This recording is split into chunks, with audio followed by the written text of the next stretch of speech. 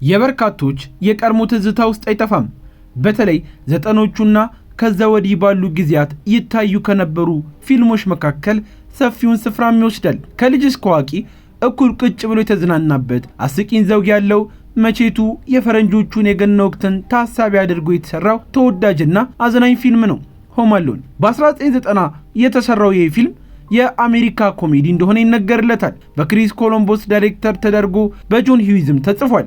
በቺካጎ የሚገኙ ብዙ ልጆች ያሏቸው ወላጆች ናቸው። ቤታቸው ሁሌም እንደደመቀ በልጆች ጨዋታም እንደደራ ነው። አለፍ ሲልም የእነዚህ ልጆች ብዛት በእድሜ መቀራረብ ቤት ውስጥ ጫጫታን፣ በታላቅና በታናሽ መካከል ያለ ጭቅጭቅንም እንዲያስተናግዱ ግድ ብሏቸዋል። ቤተሰቦቹ በገና የእረፍት ጊዜያቸው ወደ ፓሪስ የሚያደርጉት ጉዞ ላይ ኬቨን ከወንድሙ ጋር ስለተጣላ እንደዚሁም የራት ፕሮግራማቸውን ስላበላሸ ወደ ሰገነት ላኩት። ችግሩ ልጁን በዛው ረስተውት መቅረታቸው ነው። በሌሊት ኃይለኛ አውሎ ንፋሶች፣ የመብራት መቆራረጥ ይፈጠራሉ። ቤተሰቡም እንደነጋ በመጣደፍ ወደ አውሮፕላን ማረፊያ ይሄዳሉ። ኬቨን ከእንቅልፉ ሲነቃ ቤቱን ጸጥታ ወርሶታል። እየተዘዋወረ ሰመኖሩን ማረጋገጥ ሚያዘ ማንም የለም። ምናልባት ትናንትና ምሽት ሲከፋው ቤተሰብ እንዳይኖረው ሲመኝ የነበረው ምኞት በዚህ አጋጣሚ ተሳክቶ እንደሆነ ልቡ አሰበ። በቤት ውስጥ እንደ ልቡ ይሯሯጣል፣ ይጫወታል፣ ይዘላል ተብሎ የሚቆጣው የለም። ደስ አለው። ሰው እንዳይተናኩሎም ቤት ውስጥ ሰው እንዳለ ሲያስመስል ቆየ። ነገር ግን ቤቱ ሰው እንደሌለው የተረዱ ሌቦች አይናቸውን ወደዛ ቤት ያዞራሉ። እሱም የቤተሰቦቹን ቤት የማስጠበቅ ግዴታውን ለመወጣት ከሌቦቹ ጋር የሚያደርገው ፍጥጫ ይዝናናበት ያዘ። በሕፃኑና በሌቦቹ መሃል ያለው ፍጥጫና የፊልሙ አዝናኝ ትዕይንት እዚህ ላይ ይጀምራል። ኬቨን ወደ ኋላ እንደቀረ ጥለውት እንደመጡ በበረራቸው ላይ ሆኖ ባስታወሱት ጊዜ እናት እጅግ ተጨነቀች።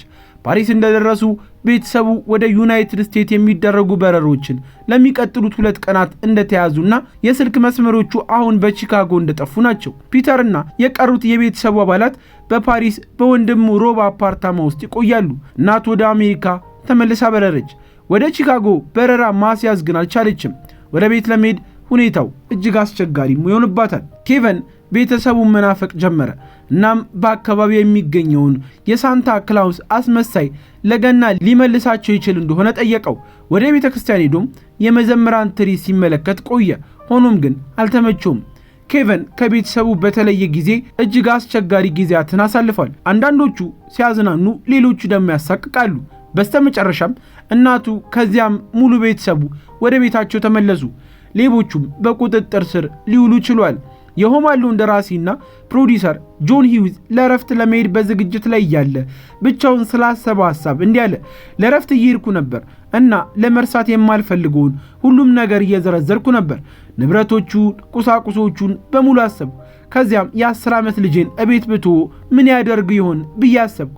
ሕፃናት በተፈጥሯቸው ዘራፊዎችን በጣም እንደሚፈሩ በማሰብ ሂውዝ ያንን ገጽታ በፊልም ውስጥ ሊያካትተው እንዳሰበና በዚህ ጭብጥ ፊልሙን እንዳሰበውም ይናገራል። ሆም አሎን በዓለም አቀፍ ደረጃ $476.7 ሚሊዮን አግኝቶ ለ2 አካዳሚ ሽልማቶችና ለ2 የጎልደን ግሎብ ሽልማቶችም ተመርጧል። የፊልሙ አቀባበል መጀመሪያ ላይ የተደባለቀ ቢሆንም በኋለኞቹ ዓመታት ግን በአጠቃላይ አዎንታዊ ነበር። ሆም አሎን ከዛ ጊዜ ጀምሮ ከምርጥ የገና ፊልሞች እንደ አንዱ ተደርጎም ይቆጠራል። እንደ አውሮፓውያን አቆጣጠር በ2023 ሆም አሎን በብሔራዊ የፊልም መዝገብ ቤት ኮንግረስ ቤተ መጻሕፍት በባህል በታሪክ ወይንም በውበት ጉልህ የሚል ስያሜም ተሰጥቶታል። ሆም አሎን 11 ሚሊዮን ቅጂዎችን በመሸጥ ፎክስ የ$150 ሚሊዮን ገቢ አስገኝቶ ከኢቲ የኤክስትራ ትሪስትሪያል በወቅቱ ከፍተኛ የሆነ ቪዲዮ ሆኖ ነበር። ሆም አሎን በዩናይትድ ስቴትስ እና ካናዳ $285.8 ሚሊዮን እና በሌሎች ሀገራት $190.9 ሚሊዮን በዓለም ዙሪያ በድምሩ $476.7 ሚሊዮን ገቢ አግኝቷል።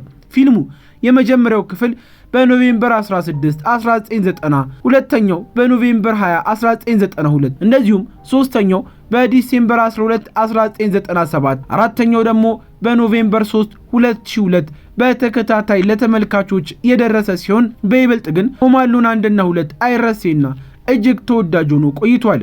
ፊልሙ በገና ወቅት ከተሰሩና ከበዓሉ ጋር ከሚነሱ ፊልሞች ግንባር ቀደም ሆኖ ለረጅም ዓመታት ስሙን አስጠብቆም ቆይቷል። ከልጅነቱ ጋር ተደምሮ በአስደናቂ ትወናው የበርካቶች ቀልብን የሳበው ኬቨን ፒተር ማካሊስተር አሁን የ45 ዓመት ጎልማሳና ከተዋናይ ብሬንዳ ጋር በነበረ የፍቅር ግንኙነት የአንድ ልጅ አባት ሆኗል።